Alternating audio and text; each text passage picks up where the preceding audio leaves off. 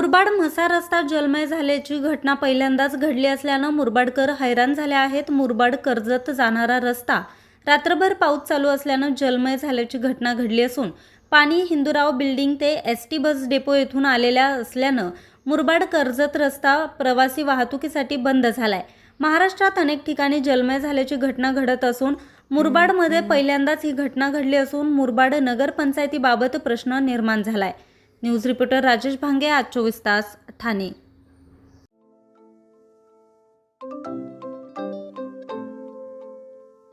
नवनवीन आणि ताज्या घडामोडींसाठी आज 24 तास सबस्क्राईब करा। त्याचबरोबर बेल आयकॉनवर क्लिक करा आणि मिळवा आमच्या बातम्यांच्या नोटिफिकेशन्स। तसेच आज 24 तासची प्रत्येक बातमी आपल्याला कशी वाटली हे कळवा, लाईक करून, कमेंट करून आणि आमच्या बातम्या शेअर सुद्धा करा।